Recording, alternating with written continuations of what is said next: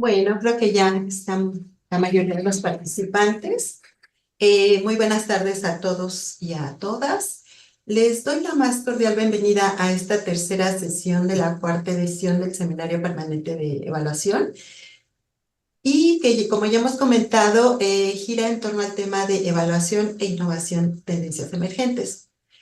Quiero expresar un agradecimiento muy especial a quienes nos acompañan desde distintas instituciones y países. Y realmente nos emociona saber que hay tantas personas interesadas en aprender y colaborar desde diferentes lugares. También les comento que para aquellos que no pudieron acompañarnos en sesiones anteriores, les invito a acceder a las grabaciones en nuestro sitio web del CEVAL, que se los vamos a poner en el chat para que lo puedan consultar. Y bueno, por otra parte, me permito agradecer a quienes han hecho posible este seminario. En primer lugar, a nuestra directora del CEPE, a Nelly Pérez Martínez, al secretario general Jorge Jiménez Rentería, al secretario académico Luis Miguel Samperio, a la coordinadora de español Sacil Sobrevilla y a nuestra jefa de departamento de evaluación, Diana Martínez.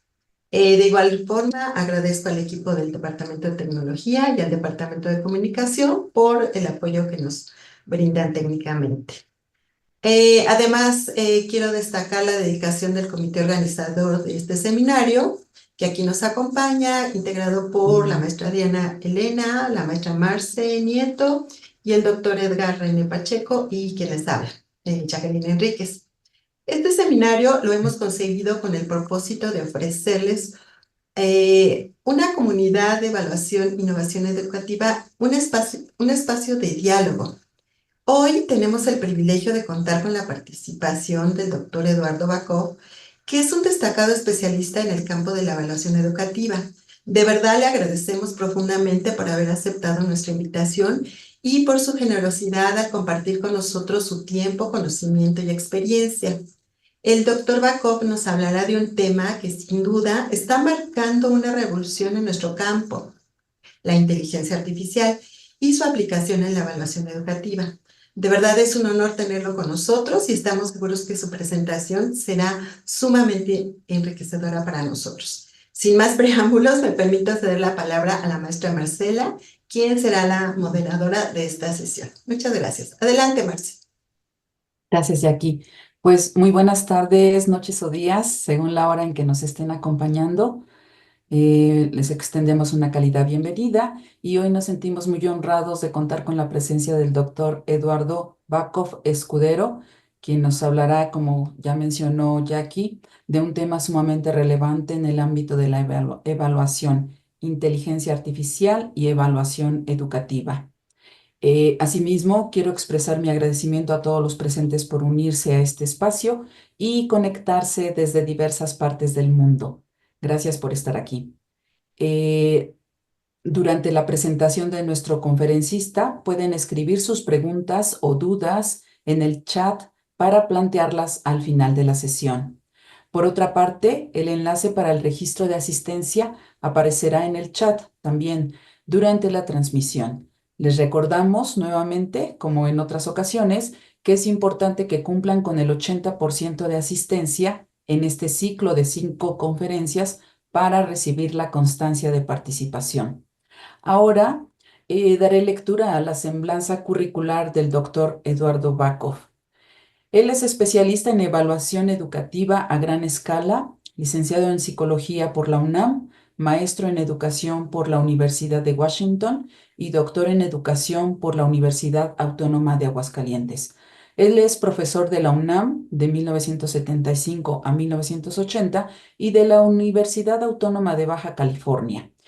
Director del Instituto de Investigación y Desarrollo Educativo de la Universidad Autónoma de Baja California, presidente de la Junta de Gobierno del Instituto Nacional para la Evaluación de la Educación, miembro del Sistema Nacional de Investigadores de 1990 a la fecha, nivel 2, director del Centro Científico y Cultural de Ensenada, 2010-2011, representante de México en PISA, 2013-2017, asesor del proyecto de la OCDE, TALIS, Teaching and Learning International Survey, autor de libros, capítulos y artículos científicos sobre psicología, educación y evaluación del aprendizaje a gran escala.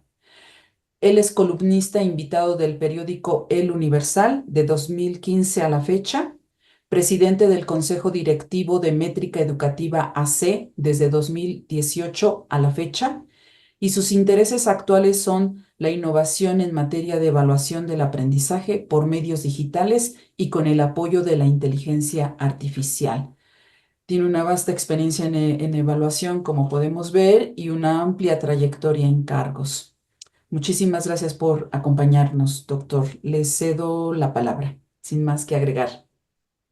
Gracias, Marcela. Pues igualmente el agradecimiento es recíproco. Es un honor estar con ustedes y voy a tratar de ser puntual en el tema de interés del día de hoy, que es la evaluación. Básicamente es la evaluación del aprendizaje como algo más particular y el uso de la inteligencia artificial. Sin más, al Centro de la Enseñanza para Extranjeros, a la UNAM, mi casa de estudio, a todos ustedes, muchas gracias. Entonces empiezo con mi presentación.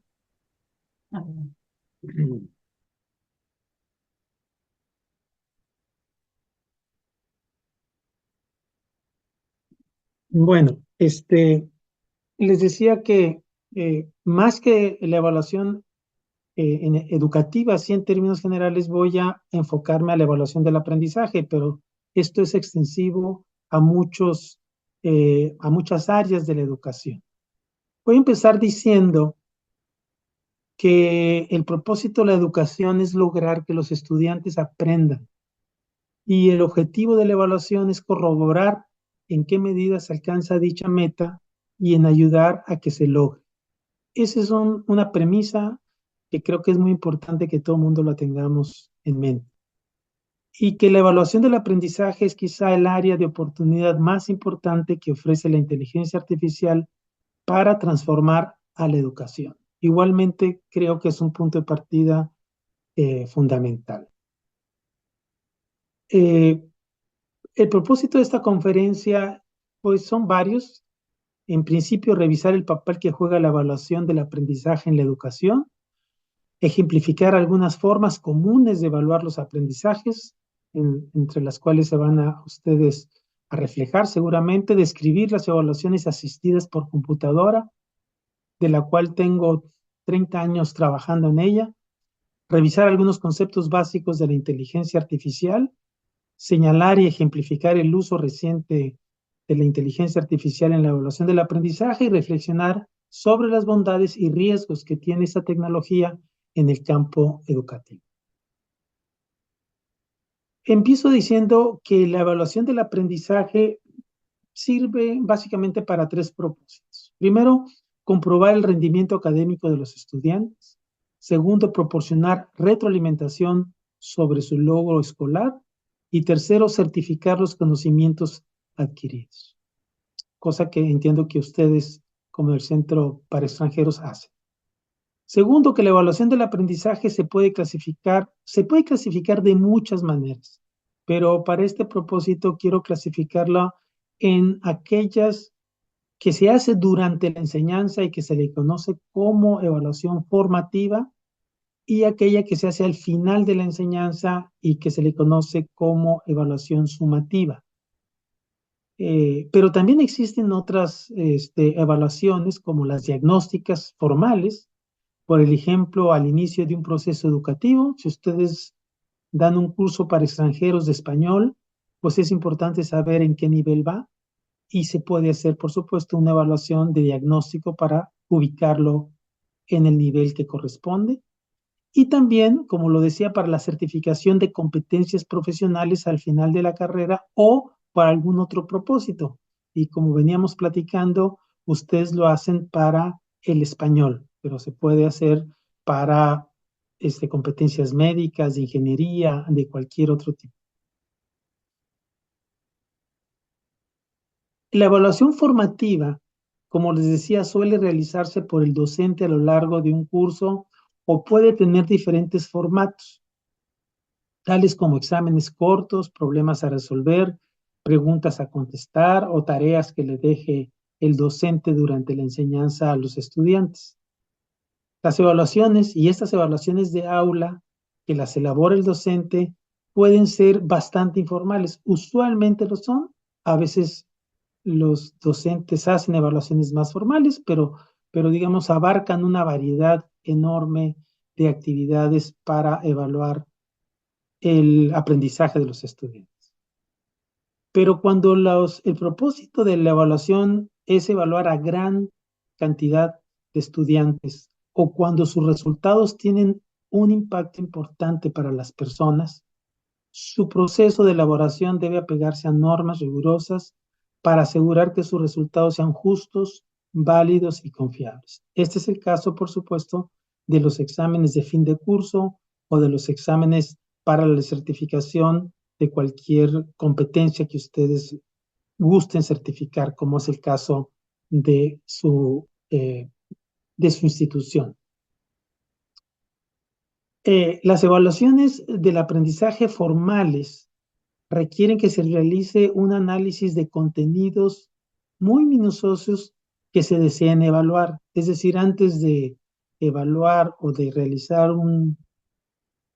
de diseñar un instrumento, hay que hacer un análisis de los contenidos o de los aprendizajes que se desean evaluar y seleccionar aquellos que se van a utilizar.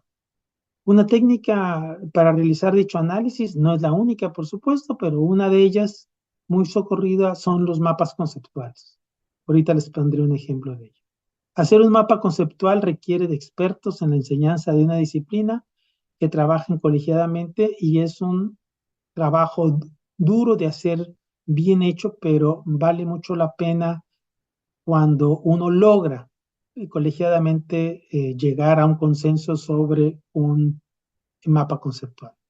Este análisis sirve para seleccionar y priorizar los aprendizajes a evaluar, toda vez que es imposible y también es innecesario evaluar todo un campo del saber. Es imposible que nosotros quisiéramos evaluar todo y lo que hay que evaluar es lo indispensable, lo más importante y aquello que refleje el verdadero dominio en un campo del conocimiento. Les pongo este ejemplo porque me pareció muy útil. Este es un mapa conceptual sobre la vaca, sobre el animal vaca. Y eso lo hicieron unos especialistas en donde lo que se hacen es, digamos, seleccionar cuáles son los conceptos. Los conceptos están enmarcados y entre más grande es la letra, eh, se supone que es más importante para ello.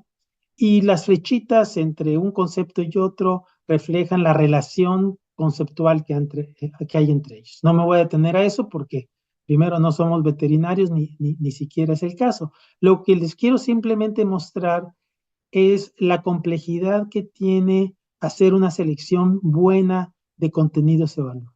Entonces, sobre la vaca hay mucho que decir desde su historia filogenética, desde su fisiología y estructura biológica, desde los aspectos en que se comercializan los productos como la leche, la piel, y los distintos productos de la vaca, de tal manera que si los ponemos conjuntamente en un mapa conceptual, pues los especialistas nos van diciendo cuál de estos elementos, conceptos, son los más importantes para poder evaluar si una persona domina, en este caso, pues los componentes básicos, los conceptos básicos o los procesos fundamentales de lo que en este caso es la vaca. Imagínense si nosotros hacemos esto de un campo de conocimiento complejo, como pudiera ser la física, pues sería imposible hacerlo en un solo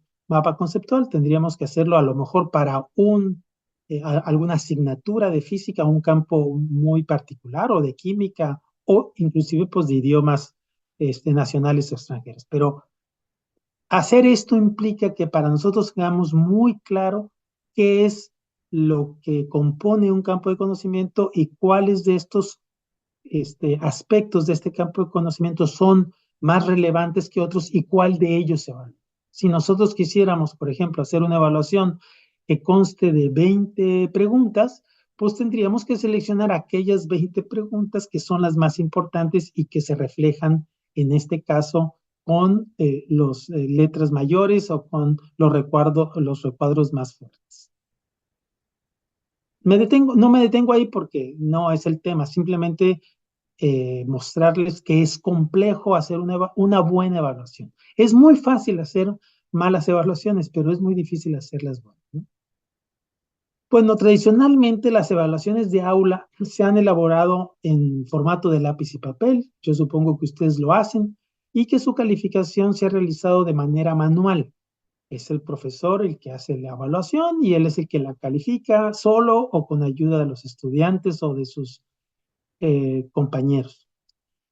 Las evaluaciones a cambio de gran escala requieren que se califique de manera automática a cientos o miles de estudiantes.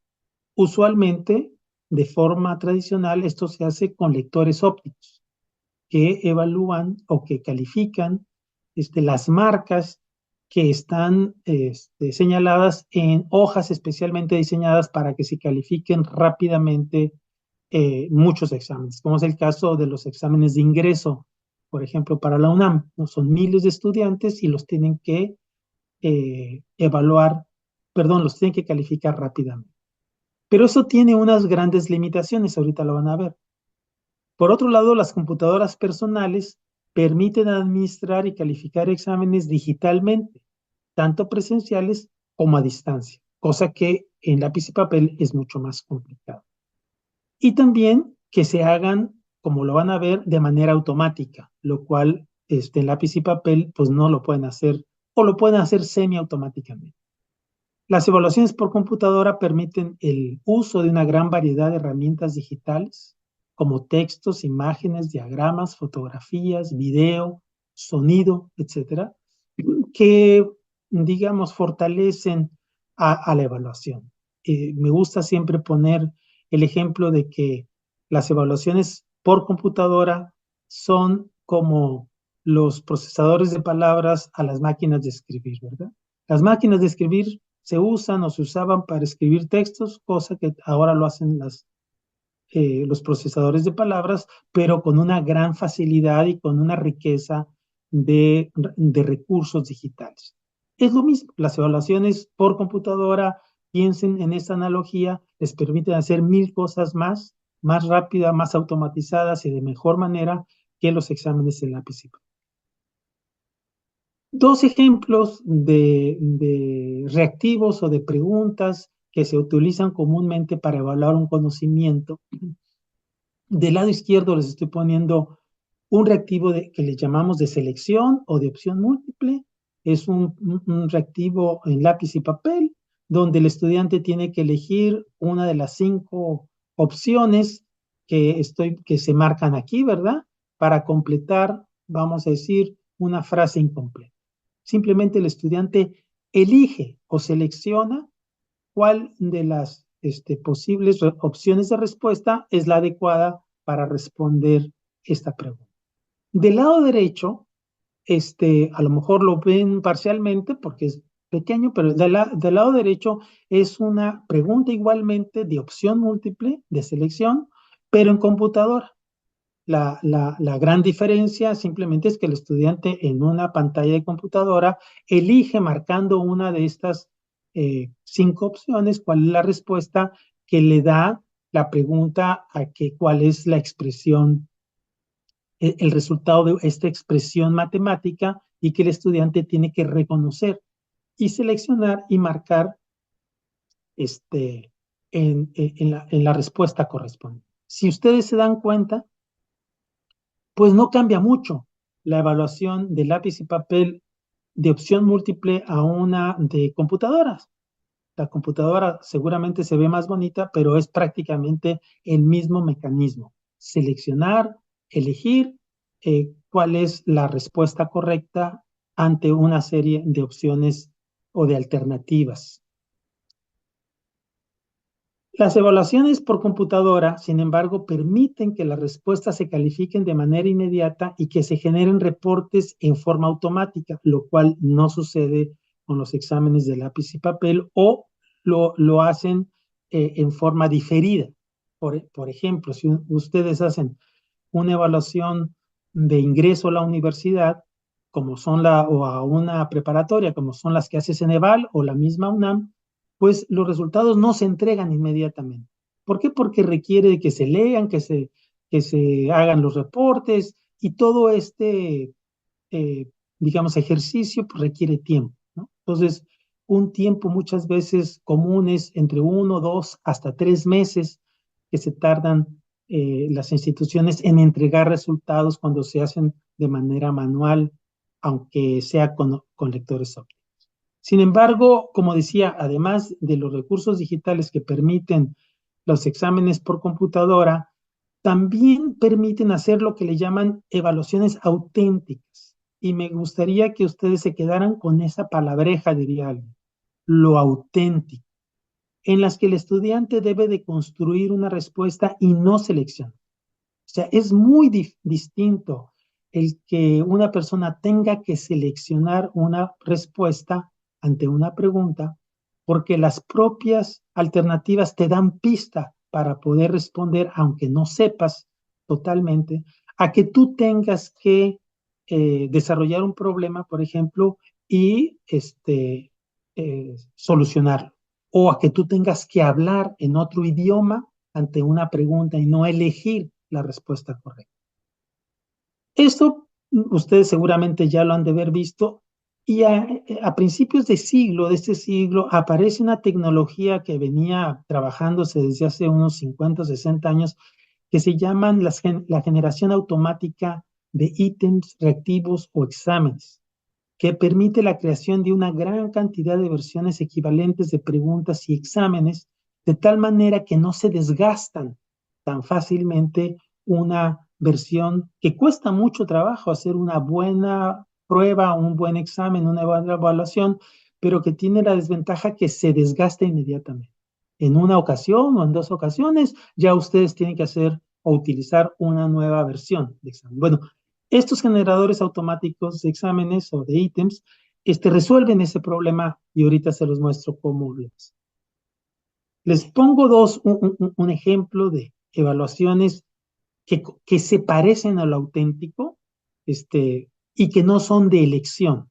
Del lado izquierdo, ustedes van a ver una pantalla. Este es un examen que nosotros hacemos, en donde se les pide en el campo de geografía el que ellos conozcan las coordenadas geográficas. Entonces se les dice, coloca la coordenada que te estoy dando, cuya latitud es esta y cuya longitud es esta, al norte y al noroeste, y no lo hagas una vez, sino colócame estos 3 puntos geográficos para saber si el estudiante maneja las coordenadas geográficas. ¿Qué es lo que tiene que hacer el estudiante? Si ustedes se fijan, del lado derecho está la misma pregunta, pero ya el estudiante arrastró, como vulgarmente conocemos, la respuesta y puso que esta, digamos, opción o estas coordenadas, nuestra opción está coordenada, está en este lugar, la segunda está en este lugar y la tercera está en este lugar. Por supuesto que son aproximadas la localización, pero nos da una idea muy distinta a saber si el estudiante realmente tiene la competencia o no de utilizar las coordenadas geográficas de esta manera. Si el estudiante no sabe el uso de las coordenadas geográficas y no las puede encontrar en un mapa, no va a poder responder a estas 3 preguntas, porque en realidad son 3 preguntas en una, ¿verdad? Y este es un reactivo, nosotros así le denominamos, que se califica parcialmente. Quiere decir que tiene 3 reactivos y que si tiene una respuesta correcta, pues tendrá una tercera parte de aciertos y si tiene las 3 respuestas correctas, tendrá el acierto completo o la pregunta bien contestada. Pero hay una diferencia entre hacer esto y hacer esto. Una gran diferencia. Aquí hay que seleccionar y podemos tener pistas y podemos adivinar. En este caso es muy difícil. Si no se sabe, simplemente no se puede. Esta es otra pregunta también de respuesta, le llamamos semiconstruida, este es de lenguaje, en donde se le da una instrucción y se le dice que estos enunciados que ustedes ven del lado izquierdo, hay que ponerlos de tal manera que tengan un orden, en este caso cronológico, en el que se debe de formar un párrafo coherente, ¿no? Y con el ratón, el estudiante lo que tiene que hacer es agarrar uno de ellos, o dos o tres, y los va colocando del lado derecho de tal manera que al final le va a quedar un párrafo que tiene coherencia y que tiene las características que le pregunto. Igual, no es una pregunta exactamente de construcción, aunque sí la construye con estos elementos, pero definitivamente no es de selección, ¿no? Nos estamos acercando con estos métodos a lo que le llamamos respuestas o evaluaciones auténticas. ¿Qué es una evaluación auténtica? Es lo contrario, vamos a empezar, lo que no es de una evaluación por selección, como por ejemplo los de opción múltiple, que son las que generalmente se utilizan en todos lados. Busca que el estudiante construya su propia respuesta, se ubica en un contexto más cercano a la realidad del estudiante y este modelo de aprender haciendo o de learning by doing se transfiere a evaluar haciendo, no seleccionando, no eligiendo, sino ejecutando. Performance, dirían los americanos, ¿verdad? Esta es la idea de la evaluación auténtica, que se parezca lo más posible a la realidad. Entonces, uno no encuentra, o es escaso, las condiciones que uno encontraría en que la opción múltiple o la selección se encuentre en la realidad, ¿no? Si vamos al mercado, nos piden cambio y nosotros nos dan un cambio y nosotros tenemos que contarlo y listo. O nos preguntan algo en inglés en Estados Unidos y nosotros tenemos que responder. Eso es la evaluación auténtica. Lo que se parece a la realidad de todos los días o de los campos del conocimiento que nosotros vamos a, digamos, en este caso que estamos ejemplificando. Ahora, sí hay respuestas construidas o auténticas, vamos a decirlo, en lápiz y papel. Y también, por supuesto, lo hay en la computadora. Del lado izquierdo le estoy poniendo una que dice, un título que se llama Un día emocionante en la escuela, y tu instrucción es: imagina que haya sido un día muy emocionante en tu escuela, algo increíble que haya sucedido y que quieras contárselo a tus amigos y familiares, y escribe un texto que describa lo que ha pasado y cómo te has sentido. Y le ponemos aquí el texto, ¿no? O digo, los requisitos del texto, que sea de 100 a 150 palabras, que lo utilices en primera persona, lo que ustedes gusten y no. El estudiante tiene que escribir el texto. Estas evaluaciones son muy raras que ocurran a gran escala porque requieren la calificación de especialistas. Se requiere cientos de especialistas si la evaluación es a gran escala. Y por eso es que usualmente no se hace en México. En otros países sí lo hacen. Del otro lado les pongo otro ejemplo de un reactivo digital de respuesta. Esta sí que es construida de manera digital, en donde se le pide al estudiante que resuelva le llaman factorización. Simplemente tú escribes el resultado de esa factorización y el estudiante tiene que escribir la respuesta correcta. No la puede elegir, la tiene que escribir. Y a la hora de escribir, pues simplemente la máquina o el sistema puede calificar si el estudiante contestó correctamente. Ambas son de respuesta construida. La diferencia es que una requiere de especialistas y de rúbricas y la otra se califica de manera automática. Entonces hay una gran diferencia en las posibilidades que hay entre una y otra. La idea de contar con procedimientos y herramientas que permitan automatizar los procesos de construcción de ítems o reactivos inició hace más de 50 años, con procedimientos muy rudimentarios para elaborar reactivos semejantes o equivalentes de manera manual. Hace 50 o 60 años no existían las computadoras personales. En la actualidad, dichos procedimientos han evolucionado a sistemas más sofisticados que permiten desarrollar ítems que le llaman isomórficos o isomorfos, que quiere decir que son, además de iguales, que evalúan los mismos conceptos y que tienen las mismas características, que se hacen de manera automática y que en el argot se conoce como GAI por sus siglas en español, que es generación automática de ítems. Les pongo un ejemplo para que ustedes entiendan qué es eso de generación automática. Supongamos que nosotros queremos saber si un niño de sexto de primaria, de quinto de primaria, conoce o tiene dominado lo que le llaman la representación gráfica de fracciones. ¿Cómo se llama? Y para poder saber si esto ocurre, se le pide que seleccione partes de una figura geométrica dada una fracción.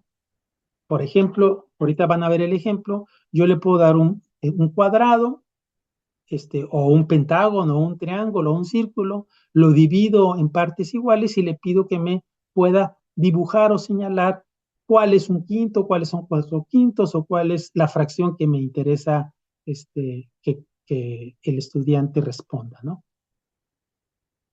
Esto lo podemos ver gráficamente de esta manera. Esta es una pregunta típica que nosotros hacemos, ¿verdad? Le decimos, ilumina dando clics en estos espacios la fracción de 1/3. Y el estudiante tiene que hacer como en el caso derecho que les estoy poniendo, este es el caso de la respuesta correcta. Puede iluminar cualquier fracción de la o zona fraccionada de la figura y le va a valer igual si realmente son 2/3 o 1/3 lo que él está señalando. O al revés, yo le puedo dar esta figura así y le puedo dar la fracción incorrecta o incompleta para que el estudiante construya, diga, cuál es la fracción que corresponde, que en este caso tendría que poner aquí 1/3. Si yo me devuelvo aquí a este generador o a este modelo de generador de reactivos, lo que puedo yo hacer con un generador es cientos de preguntas de representación gráfica de fracciones utilizando distintos cuadros, pentágonos o distintas figuras geométricas y distintas fracciones correspondientes. Entonces, en lugar de hacer una pregunta, hago una familia, aquí le llamamos familia de preguntas, que me puede generar N preguntas y que nunca se me van a desgastar. Esa es la ventaja de utilizar un modelo de generador automático de reactivos. Poniéndolo gráficamente, un modelo tradicional es que yo hago todo este menjurje que les mencioné de los mapas conceptuales para elegir, no sé, vamos a pensar 30 reactivos o 40 los que fueran, y yo hago un reactivo de cada uno de estos conceptos que yo elegí como tal, ¿no? Y ya tengo una prueba que es una versión. El generador automático de reactivos lo que me hace es generar familia de reactivos y por lo tanto decenas de preguntas que están evaluando lo mismo y que no se me van a desgastar. Entonces, la productividad que tengo yo con generadores automáticos de reactivos es infinitamente mayor que la productividad que yo lo tengo haciendo, digamos, versiones distintas de un Excel. ¿Qué es lo que usualmente se hace? Y a lo cual le llaman banco de reactivos. Aquí yo no tengo bancos de reactivos, aquí tengo familia de reactivos, que es muy distinto. Y por lo tanto, si yo tengo una prueba, por ejemplo, nosotros hacemos exámenes de ingreso que tienen entre todos, son como 300 y tantas familias de reactivos, pues yo tengo una inmensa, pero inmensa variedad de versiones de exámenes que son prácticamente inagotables.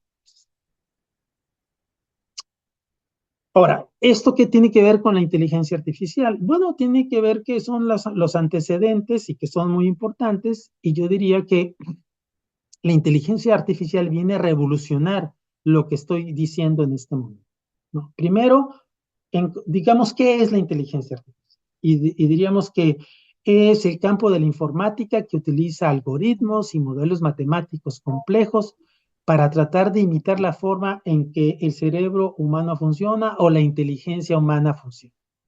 O sea, trata de emular cómo aprendemos nosotros y cómo manejamos, vamos a decir, el lenguaje y los conceptos que están detrás de la información o del conocimiento, ¿no?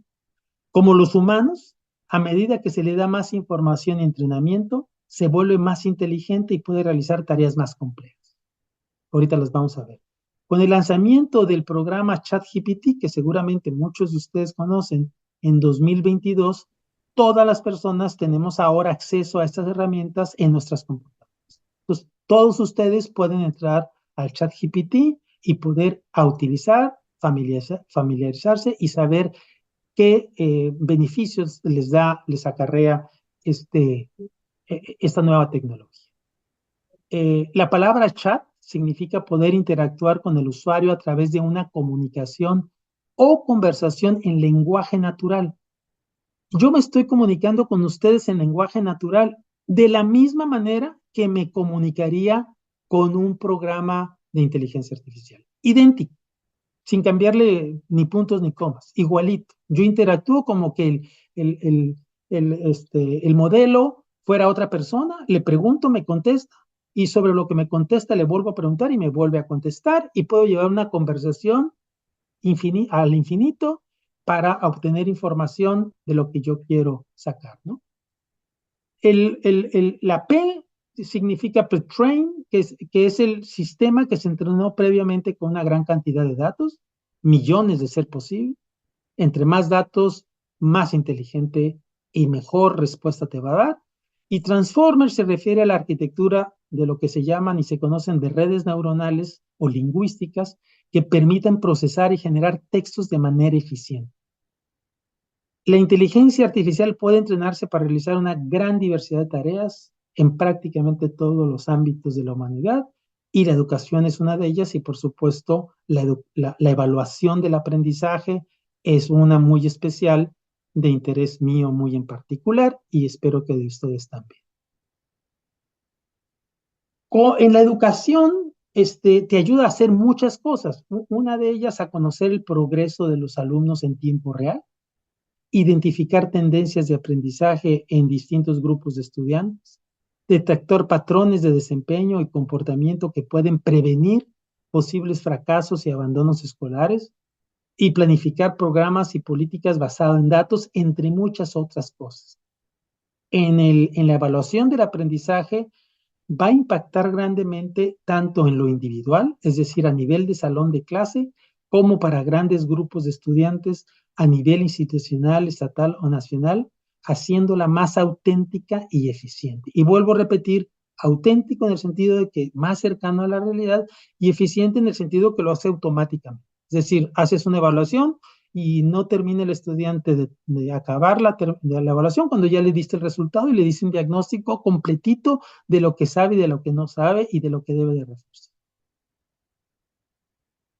La inteligencia artificial para evaluar el aprendizaje, entre otras cosas, decía que sirve para monitorear el progreso de los estudiantes, pero sobre todo para cambiar el modelo de evaluación tradicional por un modelo más moderno y dinámico.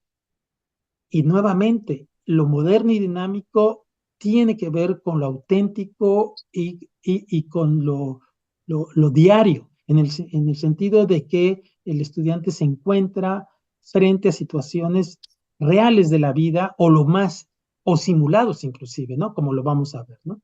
Es muy importante, entre otras cosas, por la gran potencialidad que tiene esta nueva tecnología, pues normar el uso en las instituciones educativas. Hoy en el mundo entero ya hay una normativa, por ejemplo, en la Comunidad Europea, de qué hacer y qué no hacer en la inteligencia artificial.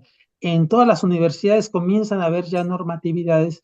¿Por qué? Porque es muy fácil que un estudiante pueda realizar una tarea, hacer un examen o hacer cualquier cosa, cualquier actividad, con la ayuda de inteligencia artificial, y los profesores ni cuenta se van a dar de que lo está haciendo, y no por cuenta propia, sino con el uso y la ayuda de estos programas inteligentes.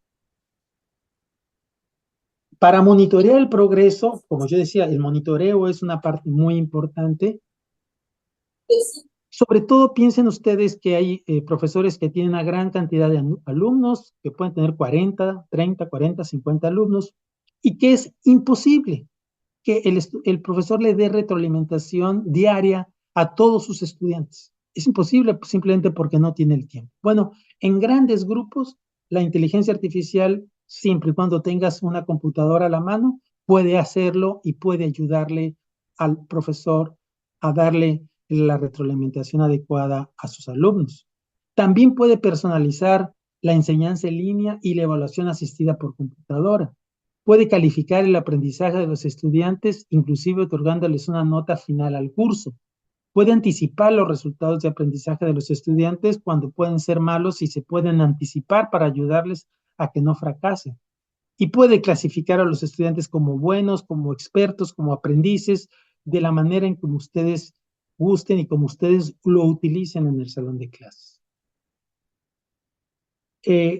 Especialmente, y la gran potencialidad que yo le veo, además de retroalimentar, de ayudarle al estudiante, es modernizar la evaluación. Vuelvo a repetir y lo voy a hacer en toda esta plática, haciéndola auténtica y dinámica. Es muy distinto a cómo darle un papel y un lápiz al estudiante, a que se ponga a responder, a que lo haga en computadora y que le presente cosas reales. También puede calificar habilidades que hasta ahora se habían realizado de manera solamente manual, como es el caso de la expresión escrita, la música, la pintura, entre otras competencias. Pero especialmente, yo sé que a ustedes les va a interesar la parte de la expresión escrita porque es la que domina más la inteligencia artificial. Pero también comienza a dominar, como ahorita la van a ver ustedes, las artes, increíble, ¿no? También domina las artes visuales y otras modalidades, vamos a decir, artísticas, ¿no? Puede detectar y evitar plagios si se utiliza para ello, como es en el caso de las publicaciones científicas, eso ya se hace. Monitorear de manera continua el proceso cognitivo de los estudiantes en evaluaciones computarizadas. O sea, no solamente saber si el estudiante lo hizo bien o mal, sino saber por qué lo hizo mal. Es decir, en qué parte del proceso cognitivo se atoró el estudiante o no entendió correctamente. Y también utilizar simuladores para evaluar competencias técnicas y profesionales altamente complejas, como son la ingeniería mecánica, la medicina, o distintas partes de la ingeniería.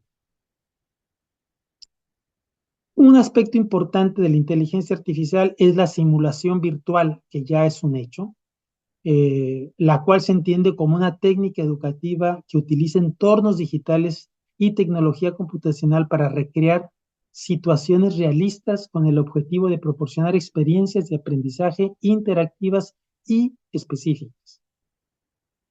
A diferencia de la simulación con maniquíes, que también ya se utiliza, por ejemplo, en medicina, que utiliza modelos físicos, la simulación virtual se basa en entornos digitales para simular escenarios diversos, desde procedimientos médicos hasta situaciones clínicas, médicas, complejas, o también situaciones, por ejemplo, de arquitectura y de ingeniería que solamente digitalmente o virtualmente se pueden hacer, ¿no?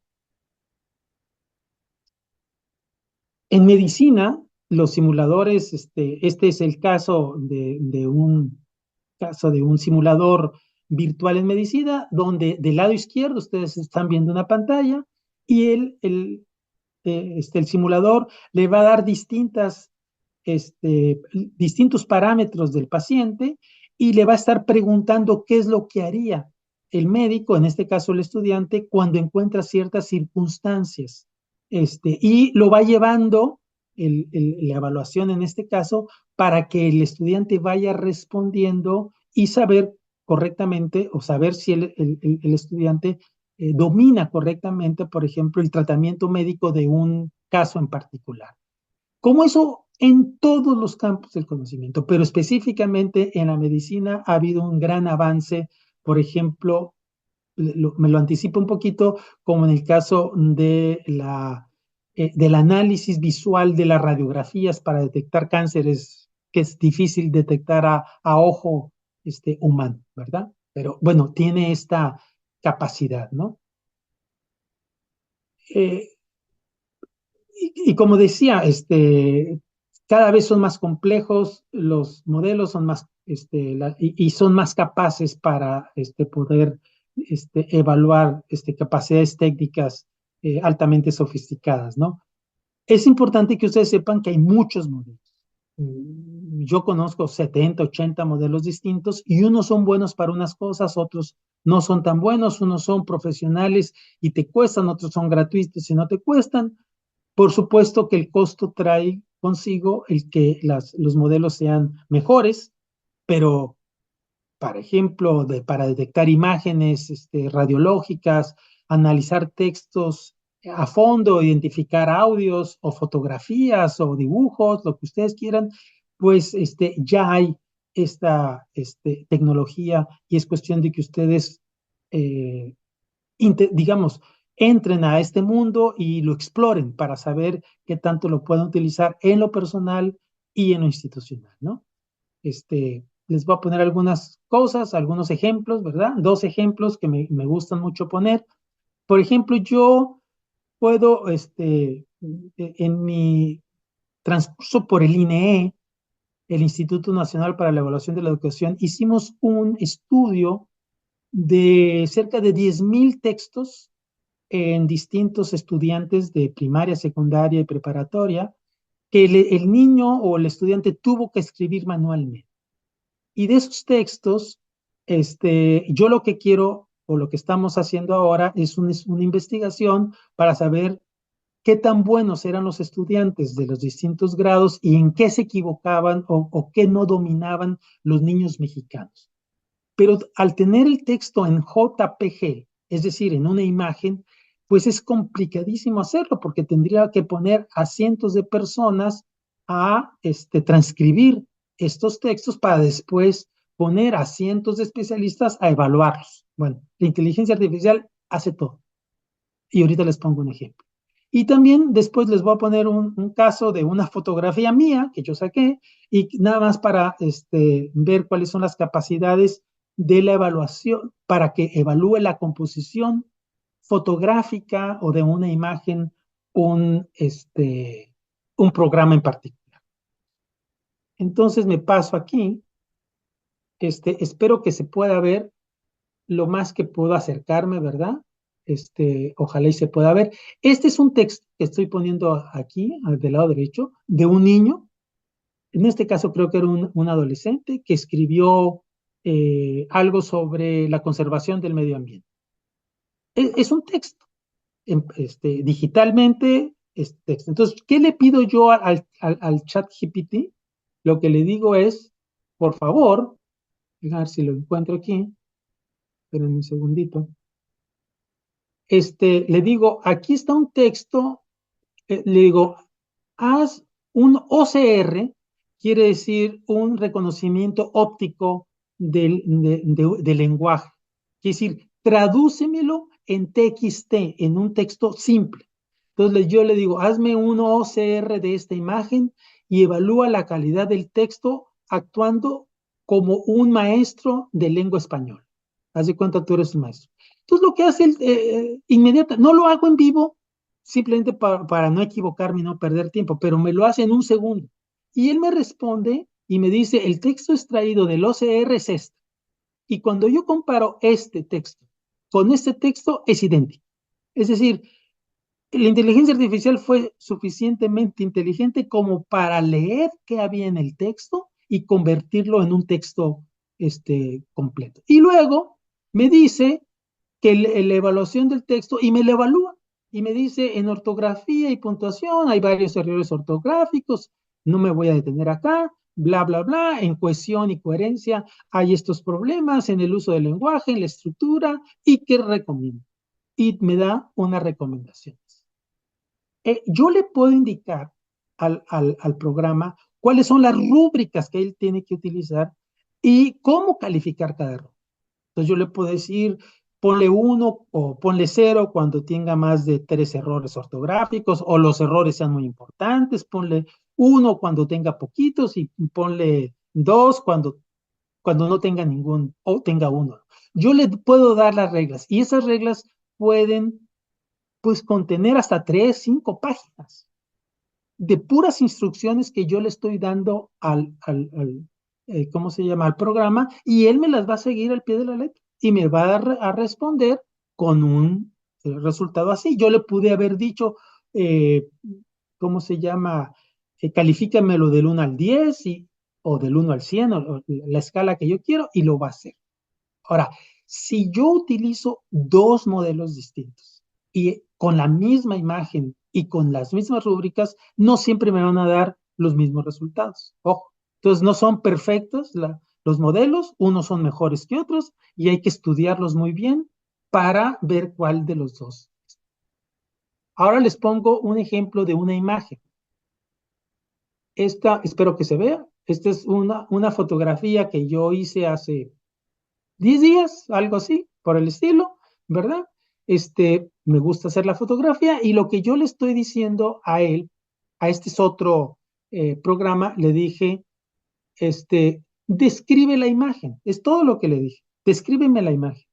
Y entonces me dice, la imagen muestra un puerto o marina en un día brumoso, nublado. En el primer plano se pueden ver varios postes o pilotes de madera alineados, pintados en rojo. Hay pelícanos, o sea, me reconoce los animales que hay, el tipo de, etcétera, etcétera. No me voy a...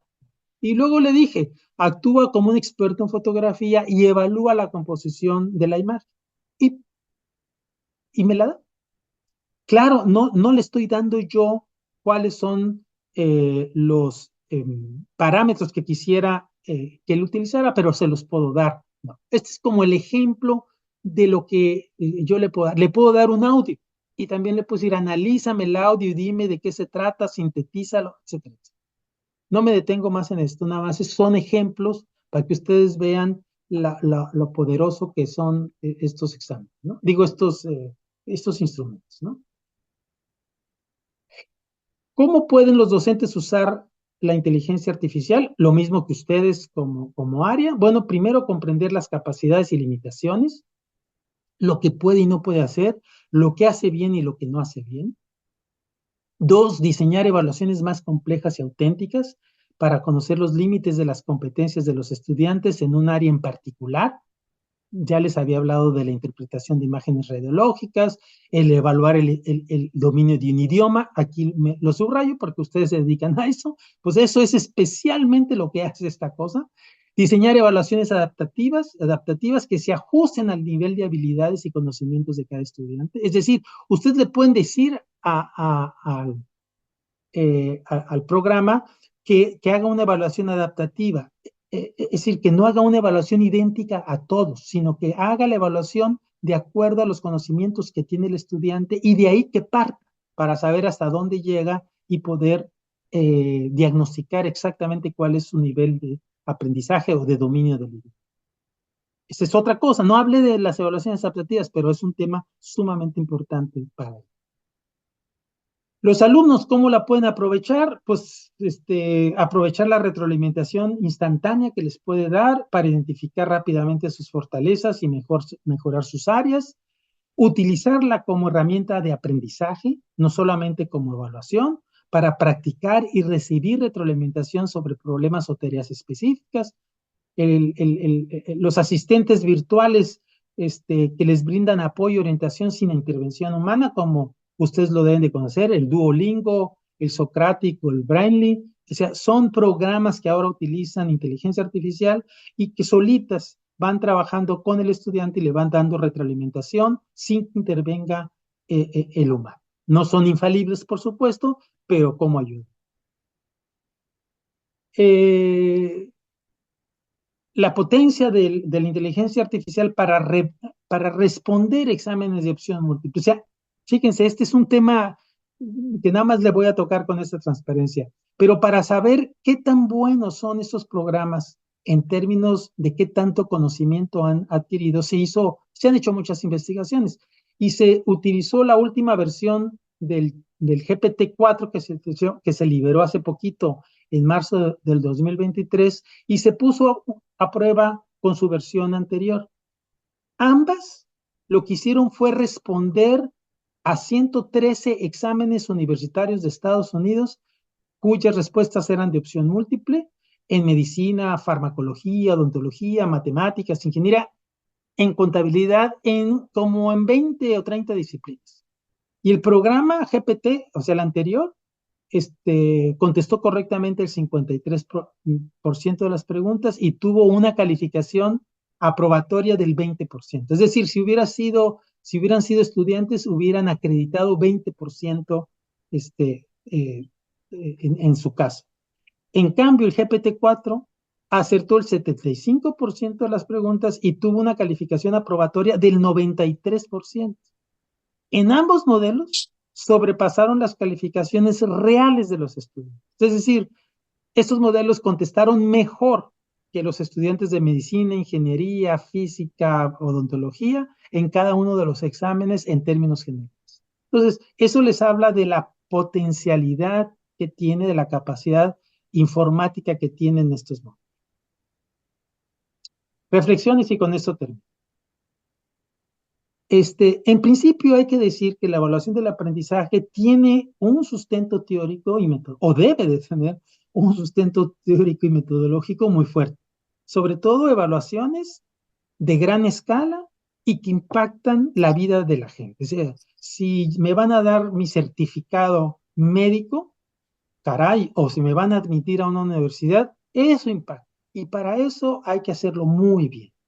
Y yo diría que todas las evaluaciones del aprendizaje se basan en 3 grandes campos del conocimiento, o se deberían de basar ahora, ¿no?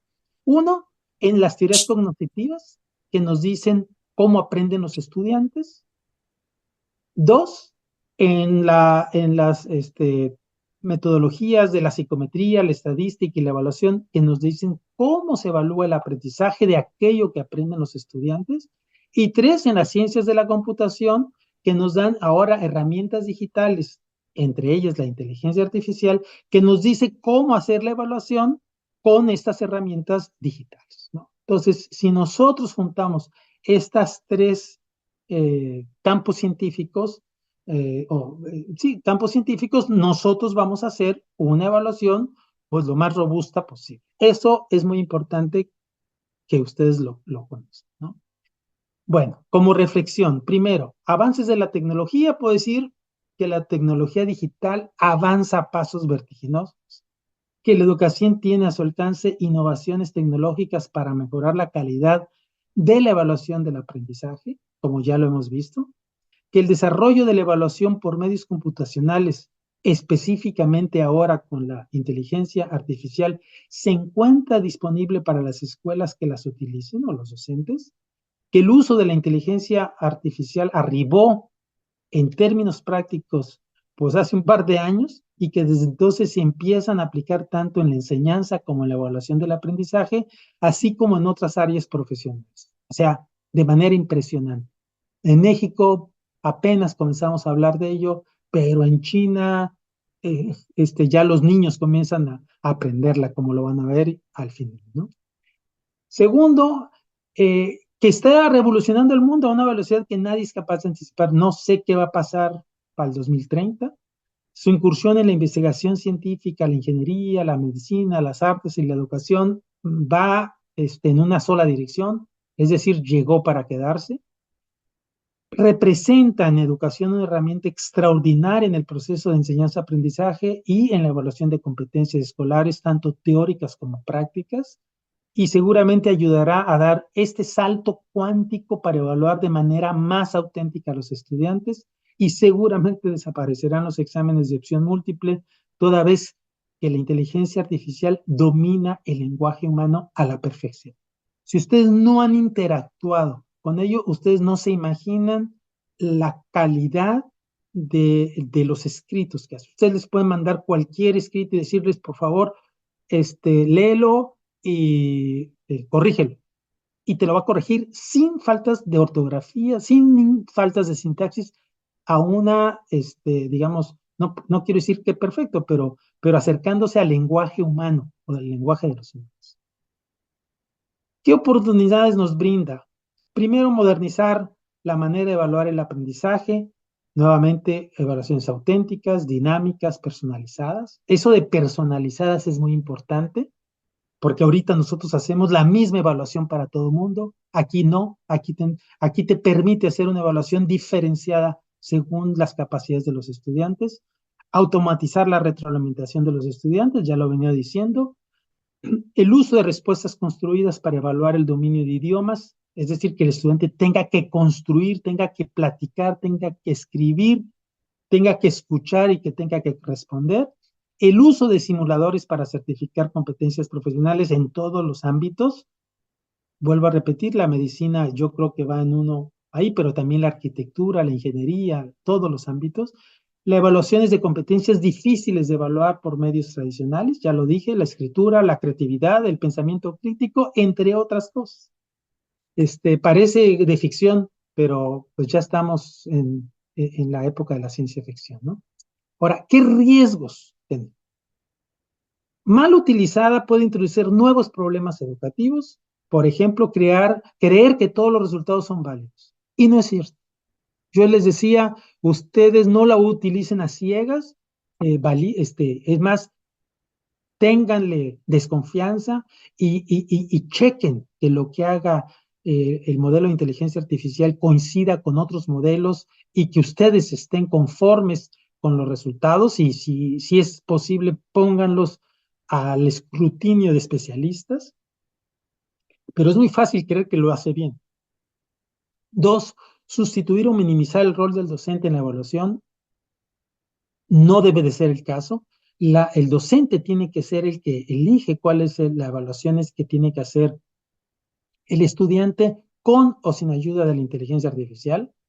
Tres, enfocarse en evaluar lo fácil, pero no lo sustantivo. Aquí es muy claro, ¿verdad? Es como las evaluaciones por computadora de los años 90. ¿Qué hicieron? Hacer exámenes de opción múltiple que se hacían en papel, simplemente ahora en computador. Pues hicieron exactamente lo mismo, ¿no? Claro que eso ya cambió y ahora ha tenido un paso importante, un progreso importante. Cuatro, realizar evaluaciones fáciles de plagiar, especialmente en línea. Si ustedes hacen evaluaciones en línea y el estudiante tiene y sabe cómo utilizarlo, se los van a plagiar.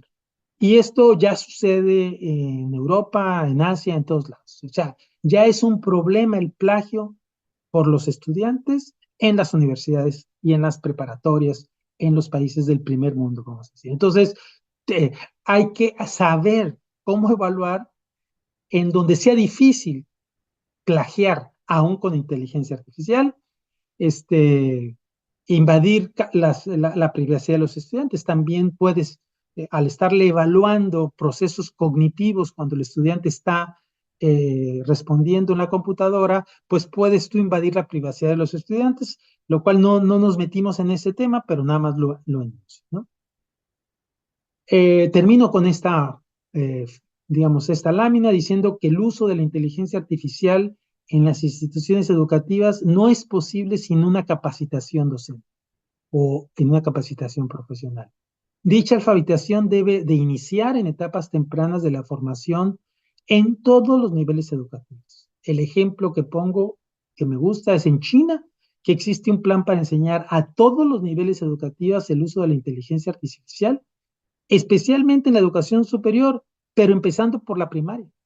O sea, ya los niños de primaria, muy distinto a lo que nos sucede en nuestro país, los niños ya comienzan a aprender el ABC de la inteligencia artificial y por supuesto es importante abordar tanto la parte técnica como el aspecto ético de la inteligencia artificial por aquello de los plagios y por aquello de que se utilice con propósitos que no sean posibles.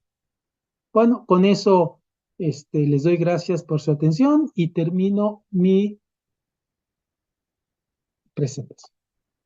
Quedo a su disposición. Preguntas que quieran, comentarios, Sí, reclamos, lo doctor. que quieran hacer. Gracias. Gracias a usted.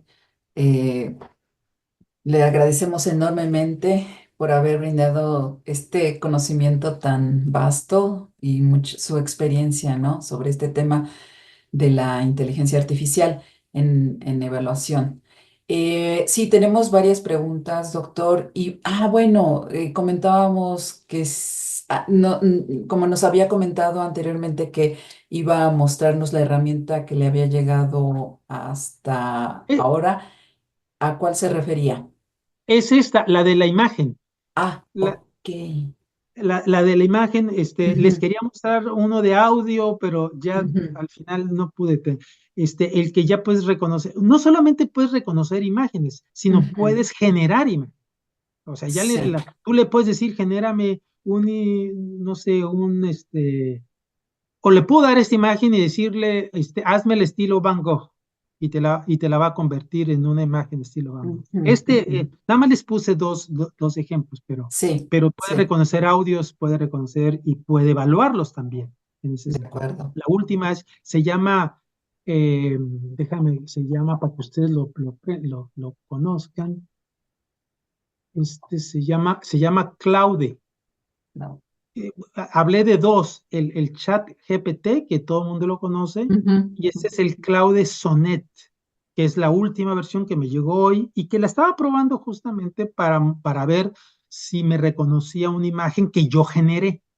ok, Y pues la verdad es que la descripción que me hizo me dejó muy sorprendido por lo bien que lo hizo. de acuerdo. Bien, bueno, voy a empezar también con las preguntas que llegaron en ese orden. Nos preguntan si hay algún manual o sitio en el que nos recomiende generadores automáticos de reactivos y programas de inteligencia artificial para su uso en el aula y la modalidad virtual. A ver, generadores automáticos de reactivos es una cosa, es una tecnología reciente que se puede hacer con Ujú, reactivos de opción múltiple o con reactivos de respuesta construida. Este, yo lo que puedo hacer es con mucho gusto, te mando a ti o les mando a ustedes algunas ligas y bibliografía para que la gente que quiera incursionar en esto lo tenga, ¿no? Por supuesto, lo tengo, pero para no perder el tiempo, mejor claro, te lo mando a ti, tú lo compartes con tu audiencia. Con mucho gusto. esto, Sí hay de ujú, todo, por supuesto, pero hay un libro perfecto. especialmente de inteligencia artificial, digo, Ujú, eh, ¿cómo se llama? De generadores automáticos generas. de reactivos y acabamos de publicar uno sobre el uso de la inteligencia artificial en la educación y con mucho gusto te lo comparto. Muchísimas gracias. Sí, también nos dicen que si, dado que la inteligencia artificial en teoría permite una evaluación más eficiente y personalizada, ¿cómo podemos asegurar que la inteligencia artificial mantenga la equidad y evite el sesgo en las evaluaciones? Eso no lo hace la inteligencia artificial, eso lo hace el docente que utiliza la inteligencia artificial. El docente tiene que tener, digamos, la capacidad de pedirle a los programas Ujú, realizar una evaluación considerando los temas de sesgos o los temas, digamos, contextuales. Por sí mismo no lo va a hacer. Si tú le dices, por ejemplo, cosa que vale mucho la pena, a ver, hazme una prueba de 10 preguntas sobre la historia de la independencia de México. Lo va a hacer, te va a generar las 10 preguntas que tú le estás, ¿cómo se llama? Pidiendo. Pero entre más específico tú seas, es mucho más, es mejor la respuesta que te va a dar.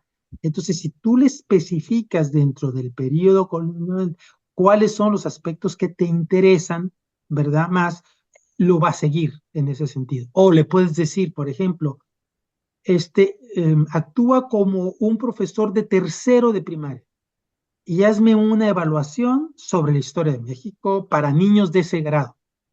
Y entonces el sistema baja. Ahora, ¿qué tienes que hacer tú? Revisar que lo que lo hizo bien y que no, porque no es infalible. Por eso yo les decía, uno de los errores más grandes es pensar que este modelo va a resolver todo y lo va a resolver bien. Se equivoca.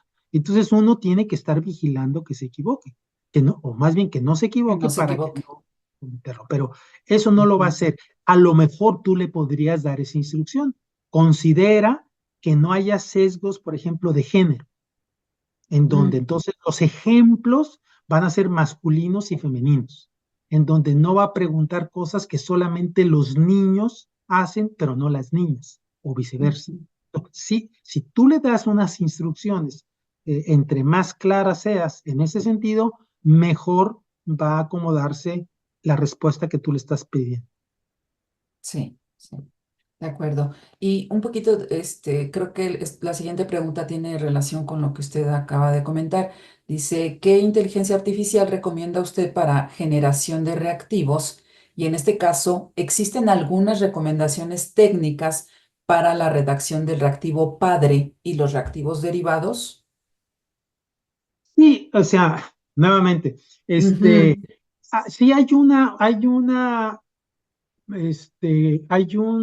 déjenme ver si lo puedo, si lo tengo aquí a la mano y se los muestro. Hay una página que les recomiendo muchísimo que se llama, déjame ver si, ok.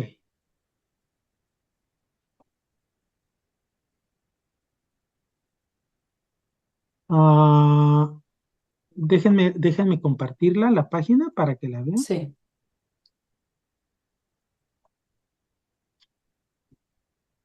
Ok. Esta página, a lo mejor no se va a alcanzar a ver mucho, pero no importa, se las voy a describir. Ujú, Esta página, si ustedes nada más apunten esta dirección que está aquí arriba, si no se las mando, por favor. Y esta es ujú, una página que permite comparar modelos.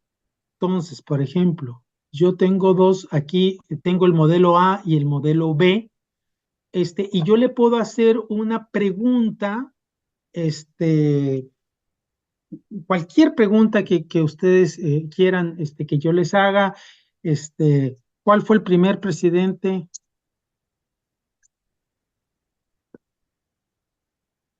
de México? Vamos a decirle así nada más de simple. Y le digo que ya vas, y entonces aquí me están diciendo los dos modelos, no sé cuál es ese modelo, los dos modelos me están dando una respuesta. Los dos me están hablando de que soy de Guadalupe Victoria. Este modelo me está dando mucho más información que este otro modelo. Y es una página que sirve para comparar modelos, para comparar qué tan bien lo hacen. Entonces, lo que yo les recomiendo es que se metan a esa página, la exploren un poquito, y entonces yo digo, porque ellos me dicen, y dime cuál es mejor, el modelo A o el B. Vamos a pensar que nosotros pensamos que el modelo A es mejor, y yo le digo aquí, el modelo A es mejor. Ah, pues el modelo A era Llama 3.1 Neuromotrón, y el modelo 3, mira, el GPT-4, que es el de los más famosos y de los que te cobran, vamos a decir, ¿no? ujú, Entonces, ujú. tú puedes hacer eso. O te vas aquí hay una versión que se llama esta es una batalla, así le llaman, pero esta es una arena en donde yo le puedo pedir cuál modelo contra cuál modelo comparar. Y le hago lo mismo. Entonces yo le hago una pregunta al final, le pongo aquí la pregunta que quieren y luego me la va a generar. O bien puedo irme a este otro, ya a uno que yo quiera, y yo escojo un modelo en particular, pongan y le hago la pregunta a ese modelo. Este, esta es una página que permite explorar y que permite saber qué modelos son mejor, para qué cosas son, porque no todos los modelos son igualmente de buenos para todo. Hay Claro. unos que generan imágenes, hay unos que no la generan, hay unos que lo hacen bien, hay otros que no lo hacen bien. Pero yo les recomendaría mucho entrar a esta página, se las mando también. ah, para que ustedes la tengan, y puedan comparar y puedan decirle eso, hazme un examen, hazme 10 preguntas, hazme esto, o les das un texto de un niño en particular, a ver, corrígeme ese texto, digamos, en el tema que ustedes quieran, ¿no? En la redacción del texto o en los contenidos del texto, porque también puede hacer contenidos y puede evaluar contenidos. Sí, sí, doctor. Bueno, esta pregunta se sale del área de L, pero es bien válida. Dice, ¿existe alguna IA que ayude a mejorar la habilidad matemática de los estudiantes de bachillerato? Eh, Uno tiene que explorar nuevamente, no conozco específicamente, o sea, lo que sí conozco es que tú le puedes decir al ChatGPT o al modelo, mira, este es el contenido que yo le quiero enseñar al estudiante y tú le das el contenido. Pónmelo de tal manera que sea para domis, que cualquier estudiante lo pueda aprender en estos pasos y él te lo va a transformar en los pasos. O le puedes decir, hazme una presentación para estudiantes de sexto año de primaria para que entiendan fracciones, para que entiendan el álgebra elemental, para que entiendan lo que tú me gustes y mandes. Y él lo va a hacer. Entonces, no lo va a hacer solamente para matemáticas, lo va a hacer para cualquier este, campo del conocimiento. Nuevamente, tú lo tienes que acompañar. Hay una habilidad, digamos, una competencia, Sí, les voy a decir, en inglés le llaman prompts. El prompt es la instrucción que tú le estás dando a él. Y hay toda una, vamos a decir, toda una metodología atrás de los prompts para que tú hagas preguntas que el programa te entienda y te responda tal como tú quieres que te responda, ¿no? Entonces, no es lo mismo hacer una pregunta, digamos, muy sencilla, hacer una pregunta mucho más específica, con características claras, con procedimientos claros. Entonces, entre más claro tú le digas, mira, este es para la persona que hizo. Este es el conocimiento que yo quiero enseñar. Para estudiantes de tal grado, le tienes que decir para qué estudiantes es. De tal manera que yo la puedo ver en una lección, en dos lecciones, en tres lecciones o en N lecciones, o darle una repasadita rápida. Es decir, tú le tienes que dar toda instrucción para que te pueda responder, porque él no te va a poder hacer, o sea, si tú no le das una instrucción o le das una instrucción muy genérica, pues te va a dar una respuesta muy genérica, que a lo mejor no te sirve. Pero el problema no es que no, que el programa no sirve, sino que la instrucción pues no fue la más adecuada o el prompt. Hay métodos, hay libros sobre cómo utilizar los prompts de manera eficiente. Es decir, nuevamente, el uso de la inteligencia artificial nos obliga a nosotros a educarnos, a enseñar, a aprender sobre inteligencia artificial. Porque no es sí. así como la varita mágica de que, mira, ya la encontré y ya le hago una pregunta. No es tan difícil, pero hay que entenderle, porque si no, pues igualmente te va a responder cosas que no quieres.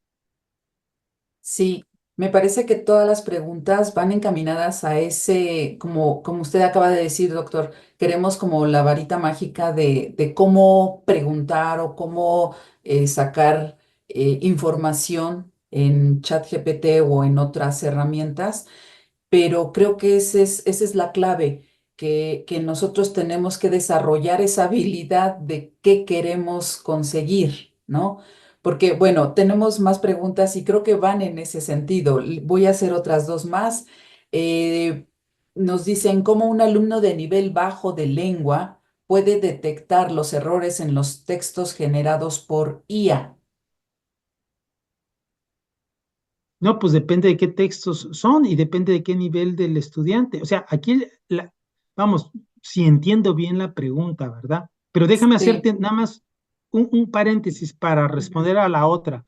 Si ujú. se meten en YouTube, busquen este, prompts para inteligencia artificial, prompts para ChatGPT, ¿cómo se llama? El ABC de los prompts, que son muy distintos para hacer prompts para textos que hacer prompts para imágenes, por ejemplo. Entonces, hay toda una serie de instrucciones que te van a decir y que te van a ejemplificar. Lo que yo les puedo decir es que los que lo puedo animar es que lo usen, que es divertidísimo y que se van a sorprender de las capacidades que tiene esta tecnología. Ahora, si entiendo la pregunta es cómo un estudiante puede detectar, pues no lo sé.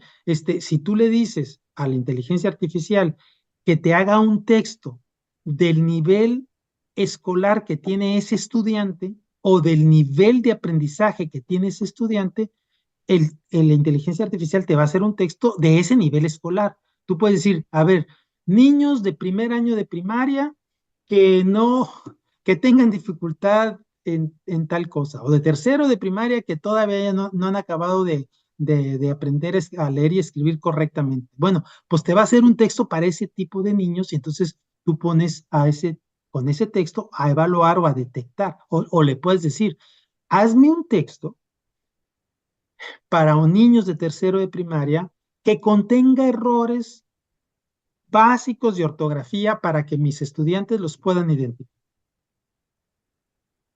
Sí. Y te va a hacer un texto con las características que tú le estás solicitando para que el estudiante de ese nivel identifique esos problemas que tú quieres que identifique. Nuevamente, todo depende del docente, de lo que quiere el docente, para qué lo quiere y la forma en cómo se lo pida para que te responda de acuerdo. Entonces, la respuesta es simplemente dándole la instrucción adecuada para que porque el chat GPT o cualquier otro programa de inteligencia artificial puede hacer un texto real sin errores. Por ejemplo, estos textos que yo les decía que estaba digitalizando y que ópticamente puede reconocer las letras y las palabras. La instrucción fue transcribe los textos con todo y errores ortográficos y todo tipos de errores, Sí. de puntuación y todo. Entonces, si tú no le dices eso, a lo mejor lo que hace es transcribir y te lo corrige. Pero en este caso nosotros no queríamos que los corrigiera porque los queremos analizar. Entonces, tú le tienes que dar esa instrucción. Transcríbemelo tal cual. No me lo corrijas, con todo y errores de todos los tipos. Entonces, tú le puedes pedir de esa manera que el ChatGPT ¿cómo se llama? Te genere un texto para entrenar a tus estudiantes de bajo rendimiento a identificar errores, digamos, gramaticales o errores de cualquier tipo en un texto que tú consideres que creas que sea de su nivel. Ningún problema, lo hace bien fácil. Perfecto. Y hay una pregunta muy interesante. Dice de Alonso Vera, dice, eventualmente también se podrán evaluar los exámenes orales en tiempo real mediante IA como complemento de apoyo a sinodales, ¿o es que Completo. actualmente ya se puede hacer eso? No, yo creo que actualmente ya se puede hacer. Sí. Y si no está tan o sea, la parte, de hecho yo lo que quise es traerles también una parte sonora, le quería poner una partitura Ujú, para que la ejecutara. ujú. Ya no me dio tiempo. Dios Es, mío. entonces sí, por supuesto, Alonso lo conozco muy bien. Sí, sí Sí. se puede hacer, habría que investigar, digamos, quién lo ha hecho, pero digamos, Duolingo, por ejemplo, Mm, te reconoce frases, te reconoce la pronunciación de cualquier idioma, ¿no? Y si es bien fácil, tú le puedes poner un audio, también les quería poner un audio para que él lo tradujera a texto y me ujú. contestara cualquier cosa que yo les hiciera sobre ese audio. Entonces, la respuesta es sí. No sé exactamente, pero te lo averiguo quién lo hace y de qué manera. Ujú, ujú. Ok, bueno, y creo que dice, ¿hay algún manual o sitio? Bueno, sí, es lo que nos había ya Y te los prometido. mando por correo Ujú. y tú lo compartes con todo Para gusto. generadores Hay automáticos. muchos, Sí, pero te voy a mandar un par para que ya de ahí parta. perfecto. Y bueno, creo que dijeron que si el chat GPT, el que usó para el ORC de imagen, es el de paga. Sí, es el 4, es el de paga, pero tú te puedes, cualquiera de nosotros podemos entrar al chat GPT o a este último página que les mostré, ese donde se compara uno con otro, Ujú, y lo puedes utilizar con propósitos experimentales. Ok. De hecho, es un experimento mundial lo que están haciendo ellos, ¿eh? Porque imagínate que todo el mundo utiliza los modelos para compararlos y tú le dices cuál es mejor para cierta actividad y los dueños, vamos a decir, de ese portal están recibiendo una cantidad de información mundial de manera gratuita. Y como digamos, de forma recíproca, te permiten utilizarlo, pero solamente con esos propósitos experimentales. Es decir, no vas a poder hacerlo a 1000 estudiantes. ¿Por Ah, qué? Porque hay una restricción. Lo tienes que, te cuesta nada, $20 mensuales, por decirlo así, y ya puedes ujú, utilizar el GPT-4 para los propósitos irrestrictivamente que tú quieras. sí, ok. Bueno, creo que nos alcanza para una pregunta más. ¿Cuál es el sesgo algorítmico en el uso de la IA en la evaluación del aprendizaje? No sé cómo responder Mm, a esa respuesta, porque va a depender de qué aprendizajes estás, ¿cómo se llama? Te estás refiriendo. ujú, Cuando son, por ejemplo, aprendizajes de opción múltiple, te decía que el chat GPT-4 pudo responder el 93% de las preguntas de N exámenes distintos de educación superior y de posgrado. Es decir, el solo, entonces ahí no. Pero a la hora de hacer una evaluación, puedes tener un sesgo. Ahora, ¿cuál es el sesgo algorítmico? No lo sé. No soy ok, especialista, vamos a decir, en matemáticas y por lo ujú, tanto no puedo responder técnicamente esa pregunta. de Habría acuerdo. que preguntársela pues, al que sí sabe de algoritmos matemáticos de inteligencia artificial. Sí, pues sí. Bueno, doctor, vamos cerrando. Estamos, bueno, terminando la sesión, son 6:29. Pues le agradecemos muchísimo. Esperamos el material que usted nos ha prometido para compartirlo a nuestros asistentes. Y pues igual y podemos seguir en contacto con usted. La verdad es que ha aportado muchísimo. Hay felicitaciones en el chat por su presentación, que en verdad ha mostrado muchas cosas que yo creo que todavía no alcanzábamos a ver, ¿no? Y bueno, a la audiencia les compartimos que todavía tenemos dos sesiones más en el mes de noviembre, el jueves 7 y el siguiente y la tercera semana que es el jueves 28 de noviembre también tendremos otra sesión. Pues sin más, le agradecemos nuevamente, doctor, y pues hasta pronto. Chao. Y gracias por la atención y por el interés. Muchísimo, sí. Gracias a todos. Hasta Dale, luego. suerte Hasta en lo que pronto. viene. Gracias. Bye.